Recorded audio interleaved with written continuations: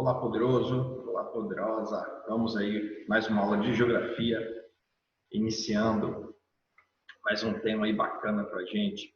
Hoje vamos falar sobre os movimentos demográficos, os movimentos populacionais que ocorrem no mundo e incluir aí a questão não só da migração, que entra no contexto direto entre o movimento populacional, mas também vamos falar um pouquinho da xenofobia.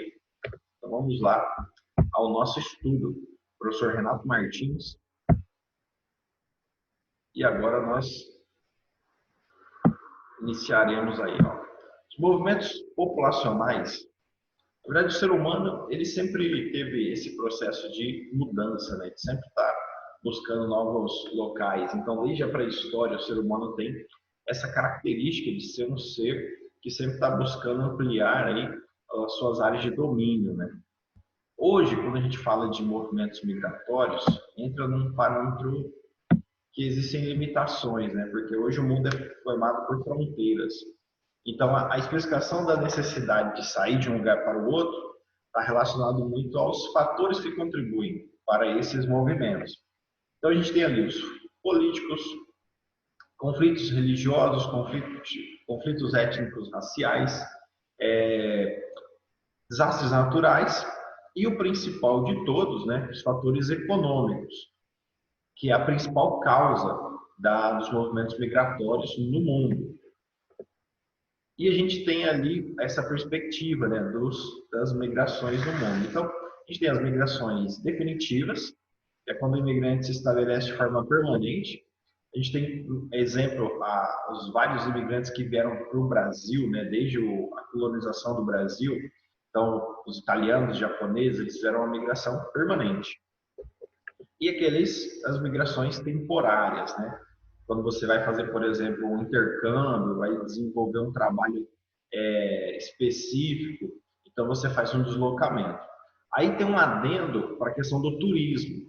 Em alguns autores, eles não consideram o turismo como um movimento migratório. Mas existe aí, então, essa discussão, né, de até quanto tempo a permanência num outro lugar traz para você essa característica de imigrante. Então, alguns autores consideram o turismo, outros autores não consideram o turismo. E aí, quando o turismo é considerado um tipo de migração, então você encaixa ele como migração temporária. E para a gente desmistificar, né, diferenciar aí a ideia do imigrante e emigrante, né? Então, o sujeito que sai do seu lugar de origem, ele é, na verdade, as duas coisas. Porque, veja só, imigrante é aquele que chega a uma determinada região. Então, se você saiu do seu lugar de origem, você está indo para qualquer outro ponto da Terra, você é um imigrante em qualquer lugar que você vá, desde que você esteja fora da sua terra natal, então você é um imigrante. E o emigrante é aquele que sai de determinada região. Então, toda vez que você vai para algum lugar, você está saindo de outro. Então, você sempre é um emigrante da sua terra natal. E um imigrante em qualquer lugar que você esteja, ou seja, no seu destino você é um imigrante, na sua terra natal você é um imigrante.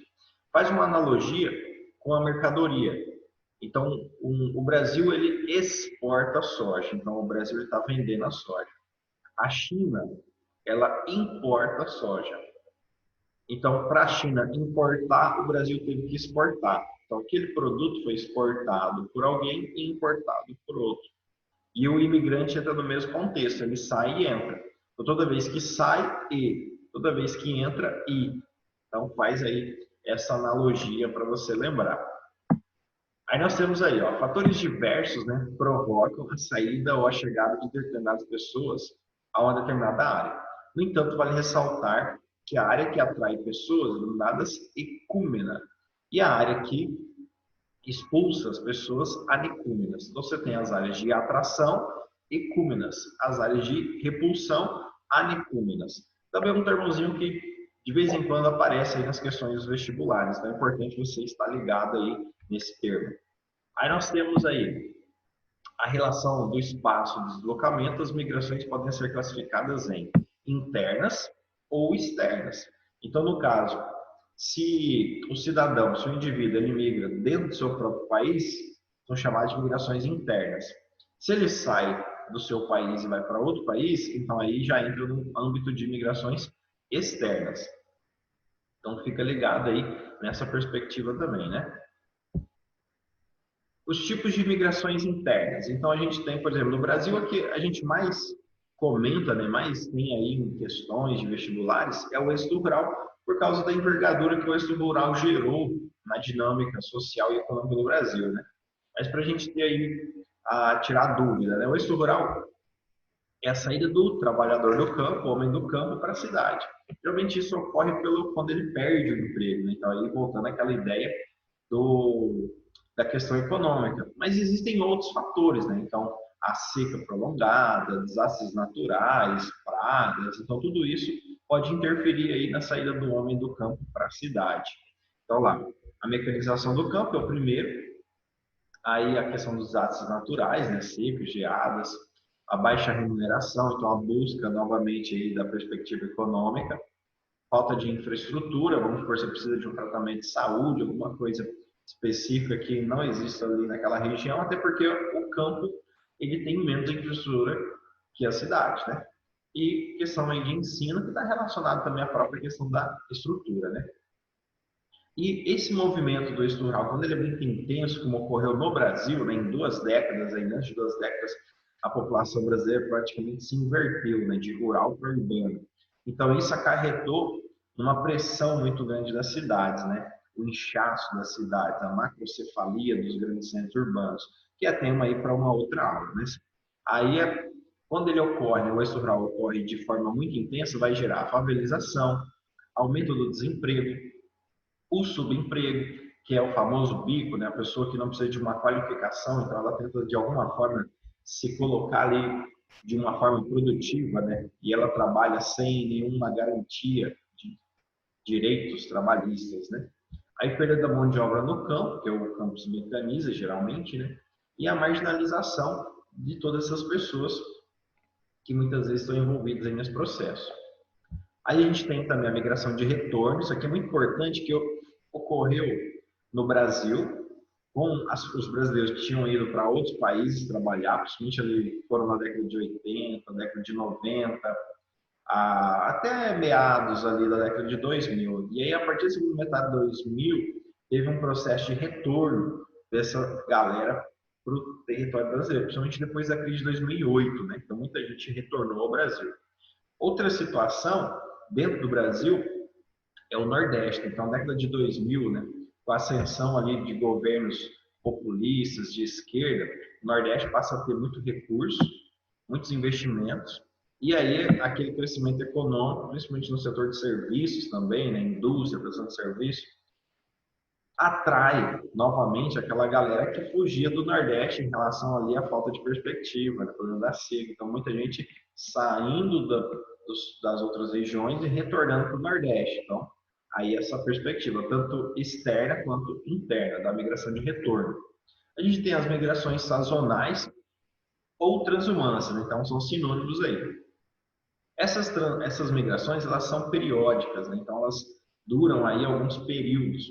Era muito específico, por exemplo, a questão do corte da cana no Brasil, quando chegava na safra, né? Então as usinas, elas acabavam trazendo mão de obra, importavam mão de obra de outros locais, de outros estados, e assim que acabava a colheita da cana, essa galera voltava para os seus locais de origem. Como hoje no Brasil ocorre uma sistematização da colheita da cana em formato mecanizado, né, cada vez menos necessário aí a migração sazonal para a colheita da cana. Mas existem ainda outros cultivos que se faz necessário esse processo de migração. Então, aquele trabalhador que migra ali durante uns 3 meses, mais ou menos, faz ali o seu trabalho, depois retorna. Então, tem um processo aí de sazonalidade, de transumância, né? Certo? Tá entendendo aí? Fica ligado, hein? A gente tem o nomadismo. Hoje é muito recluso, né? A alguns pontos do planeta. Então, a gente tem ali alguns povos nômades ainda no norte da África, alguns povos nômades ainda na Amazônia. Então, que há algumas tribos ainda que não têm contato direto, né, com a civilização que nós temos aqui. Então, são alguns grupos ainda que preservam essas características de nomadismo. Né? Então, aquele pessoal que está sempre migrando, está sempre aí se deslocando no espaço. A gente tem as migrações diárias ou pendulares. Isso é muito comum nas áreas de intensa urbanização, né? As grandes metrópoles acabam apresentando muito isso. Por quê? A conurbação de várias cidades cria uma dinâmica muito intensa entre a transição, né, de um local para outro. Então, é muito comum você morar numa cidade e trabalhar na outra cidade. E aí você muitas vezes faz um deslocamento ali, vamos supor, de meia hora, uma hora, e você atravessa às vezes mais de um, dois municípios, né, dependendo da região que você está inserido. Então essa que seria aí a ideia. Quando você faz deslocamentos diários ou semanais para trabalhar, para estudar, então ocorre muito esse processo. Aí, relacionando aí de uma forma mais ampla, né, a questão das migrações externas. Então, o século XVI, né, foi marcado aí pela expansão das grandes navegações e impôs um ritmo de migração mais forte, né? Então, a Europa se tornou uma área de repulsão muito intensa. E os continentes ao redor do mundo, né, ao redor do velho mundo ali, então a América principalmente, se tornou uma área de recepção, uma área ecúmena, até ali o finalzinho do século XIX, início do século XX. Aí o que acontece no início do século XX? Primeira Guerra Mundial, que muda um pouco esse contexto, né? Então a gente tem aqui, por exemplo, um mapa que mostra isso daí, ó. Então, o mapa exatamente ó, de 1500 a 1914. Aí você tem ali ó, o processo de saída, né, de repulsão da Europa intenso, o pessoal saindo da Europa, indo principalmente para a América anglo-saxônica, aí uma demanda para a América do Sul aqui, né? Outra demanda ocupando aí a regiões da Ásia. Aí entra muito o contexto ali do século XIX, imperialismo, domínio europeu sobre o continente asiático. Uma pequena leva ali de europeus para a África, né, comparado ao restante dos outros continentes. E aí você tem também ó, a saída dos escravos, né? Então a galera que foi ali obrigada, né? Então aí entra já um outro tipo, né? Migração forçada. A maior parte dos africanos que vieram para a América vieram com o intuito aí, na verdade, com a obrigação de trabalhar como escravo, né? Então teve esse processo de migração. E na Ásia ali também você teve, né, no leste, sudeste ali da Ásia, um processo intenso aí de migração, os japoneses também saindo dali do seu território. Então foi um período de grande movimentação, principalmente em relação aí às grandes migrações, às colonizações e o imperialismo. Aí a Primeira Guerra Mundial veio para fazer uma interrupção desse processo de migração no mundo, né? Mudou um pouco, né? Atualmente a gente tem um fluxo de imigrantes muito intenso no mundo, né? Praticamente aí população um pouco mais que a população do Brasil, ó, 232 milhões de pessoas vivem fora de sua terra natal e vem ocorrendo que é um processo de crescimento. Então aqui é um mapa que mostra os países que têm o maior número de imigrantes dentro de seus territórios. Então, veja só, América do Norte, o México aqui entra, né, porque ele recebe muita gente também que usa o México como ponte para entrar nos Estados Unidos, mas nem todos conseguem, né, fazer essa passagem para os Estados Unidos. Então, o México acaba se tornando ali um centro de recepção. A gente tem um mapa aqui, né, mapa de 2013, então mostra também a Venezuela ali se destacando, mas a gente consegue ter uma ideia ampla aqui desse contexto, né? Perceba ali, ó, que a Europa, o leste europeu, ele fica de fora, justamente porque fez parte, na verdade, né, da antiga União Soviética. Então você tem ainda uma região da Europa menos desenvolvida, um percentual de população rural ainda maior que a média do continente. Então você tem alguns aspectos, né, que definem isso daí, ó. Mas dá para a gente pegar aqui, por exemplo, essa manchinha aqui, ó, o Afeganistão. Então, é uma área de repulsão. Então, desde 2013, você consegue fazer esses parâmetros. O próprio Iraque aqui também, ó. Então, para quem lembra lá da geopolítica da região, né? A guerra do Iraque e do Afeganistão, a invasão dos Estados Unidos, esses dois países. Então, só para a gente fazer uma ideia. Aqui, essa perspectiva de evolução, né? Da entrada de imigrantes nesses países. Então, você tem ali, ó, Estados Unidos, um processo crescente, ó, de 1990, 2000, 2013. Aí aqui a Rússia tendo um controle ali em relação às suas fronteiras, também a questão de governos autoritários, a interferência econômica, tudo isso contribui para o interesse ou não dos imigrantes entrarem nesses territórios, né? Aí você pega, por exemplo, a questão da Alemanha, do Reino Unido, a França, né, a Espanha. Então, os países europeus, eles vêm passando por um processo de envelhecimento demográfico muito intenso. Então, isso vem prejudicando muito a reposição da mão de obra. E esses países, como sempre tiveram aí esse contexto de atração, principalmente no século XX, né, atração de mão de obra, então não está sendo diferente agora. Emirados Árabes Unidos, por exemplo, é um país que a maior parte da população é formada por imigrantes.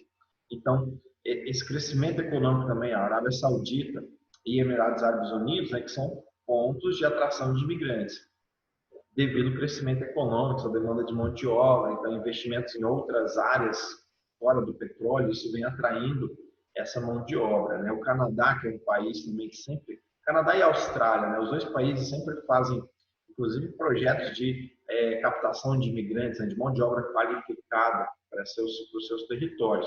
Então, a gente tem essa visualização também aqui nesse mapa dos destinos, né?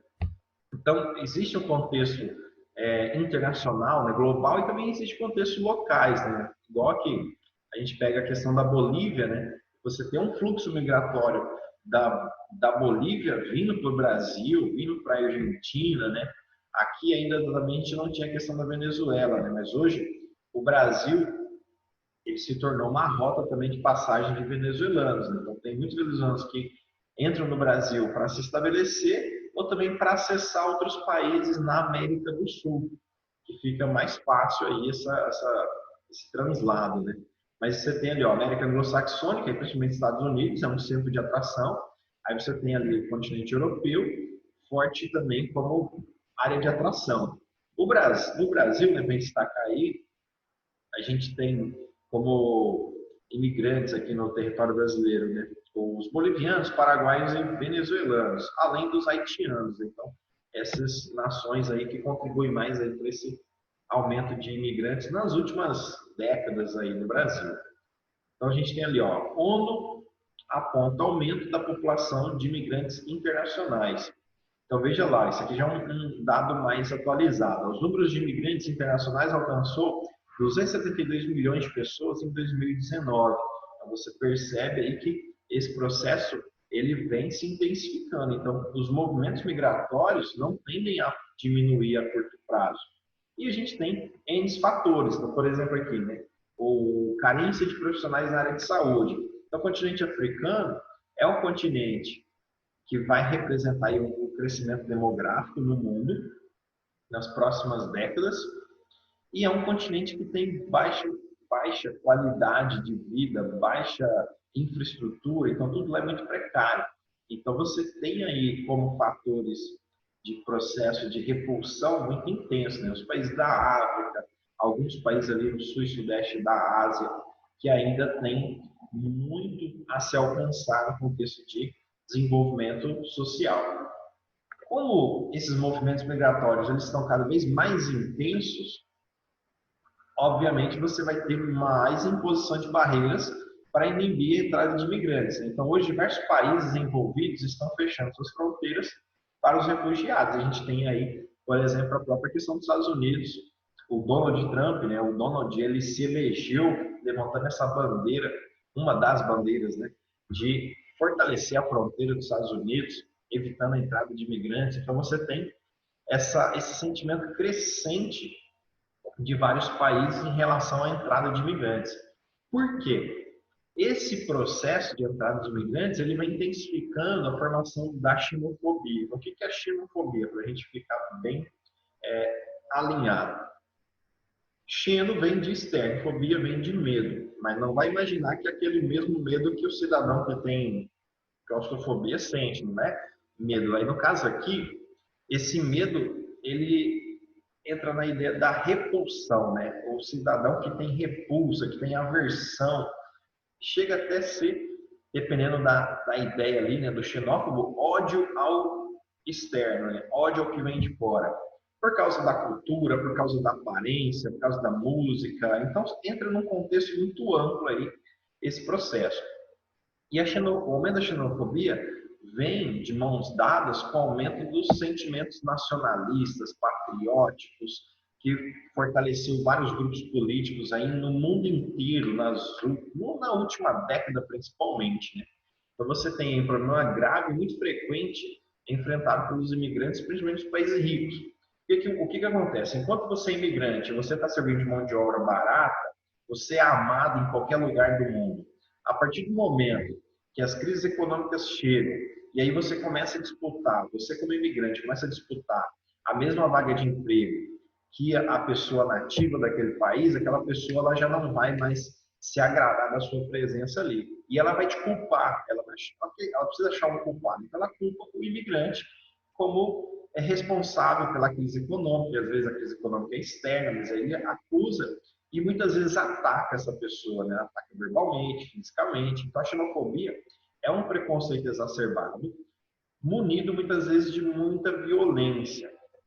E isso gera um problema muito forte, porque aumenta o número aí de campos de refugiados, porque os países não querem receber esses refugiados. Então, os campos de refugiados, as migrações, isso daqui é um movimento migratório que ocorreu da saída ali da Síria. Então, muitas pessoas fugindo ali da guerra civil da Síria, tentando adentrar o continente europeu, né? Principalmente indo para a Alemanha, que é o principal país ali hoje que vem recebendo esses refugiados. E muitas vezes acontece o quê? Muitos países que estão no caminho acabam barrando a passagem desses imigrantes, então intensifica-se aí o problema. Aqui é uma outra situação que é no mar Mediterrâneo. Então a gente tem ali constantes tentativas de travessias, né, da África até o continente europeu pelo mar Mediterrâneo. Então muitas pessoas acabam explorando a situação dessas pessoas, desses refugiados, cobram uma passagem dessas pessoas, colocam elas em embarcações improvisadas e muitas vezes não colocam nem o combustível que dê para atravessar o mar Mediterrâneo. Então, esses barcos acabam ficando no meio do caminho, à deriva, e muitas vezes eles são interceptados, né, por marinhas ali dos países europeus, ou ocorrem muitas fatalidades também, né? Esses barcos, as embarcações improvisadas afundarem, aí as pessoas não têm equipamentos salva-vidas suficientes. Então, muitas tragédias vêm ocorrendo devido a essas resistências que ocorrem em relação ao recebimento dos refugiados. Então, veja só, o total de pessoas deslocadas no mundo passa de 70 milhões, diz o ONU. O número é o maior já registrado. Então, nem na Segunda Guerra Mundial a gente teve um fluxo de refugiados tão intenso, né? Veja só, desse total, 26 milhões são considerados refugiados pelos padrões da Acnur. Síria e Venezuela são pontos de preocupação da agência. Pedidos de refúgio no Brasil dobraram em um ano. Então, a gente percebe aí uma intensificação do problema na Venezuela. Então, são os países que são autoritários, que remetem ali um controle muito grande sobre a economia, sobre a população. Então, isso gera um incômodo internacional. Esses países começam a ser retalhados no âmbito internacional e isso prejudica ainda mais a população. Né? Muitas vezes a retaliação aos governos gera um impacto direto onde? Na própria população. Né? Aqui mais uma notícia, veja só. O total de refugiados pelo mundo chega a 70 milhões, diz a Acnur. A Acnur é a agência responsável pelos refugiados na ONU. Então, o número maior de registrado pela agência da ONU, população somada supera a da França. Seria o 20º país do mundo. Se a gente fosse reunir toda essa galera no único território, você teria aí o 20º país mais populoso do mundo. É uma França fugindo. Imagina isso. É um problema muito intenso. E ali, ó, os refugiados e deslocamentos internos. Aí você tem, né, as áreas de maiores intensidade, né, por exemplo, ali, ó, países que receberam pedidos de asilo ou refúgio. Estados Unidos é um dos campeões. Né? Estados Unidos, Alemanha e África do Sul são os que mais recebem pedidos de refúgio e asilo. Aí os países que mais recebem refugiados, logicamente, vão ser os países que estão ali do lado dos problemas. Então, no caso ali do Oriente Médio, né, como o processo é mais intenso, né, você tem ali ó, a Síria, o Iraque e o Afeganistão. O Iraque, como está com uma condição mais estável, né, então ele tende a não se destacar tanto quanto o Afeganistão e a Síria. Então, os países com maiores números de refugiados, né? Você tem ali ó, o Afeganistão, a Síria, a Somália, que é um país que está em completa desordem ali, e aí você tem vários outros, como a República Centro-Africana, o Chad, o Sudão do Sul, que tem vários problemas. Aqui não está aparecendo, mas é importante a gente ressaltar esses países aí.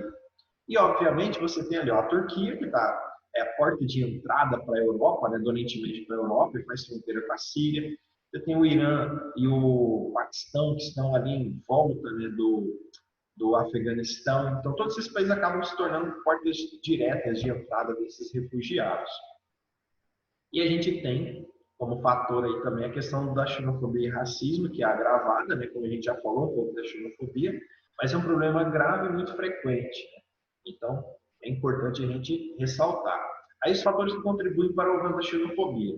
O desemprego que afeta de diferentes formas os países ricos e os países pobres. Então, a gente vem passando por sucessivas crises, algumas mais fortes, outras mais fracas, mas isso acaba afetando ainda mais a economia global, o que gera esse contexto de maior intensidade na xenofobia. A globalização facilita a expansão das empresas, circulação de informações, capitais, recursos humanos. A dificuldade dos países em estabelecer políticas criteriosas, né, de imigração e controle de fronteira. O aumento das diferenças socioeconômicas mundiais entre os espaços de atração e de repulsão. Então, desigualdade socioeconômica só tem crescendo, só vem crescendo, né?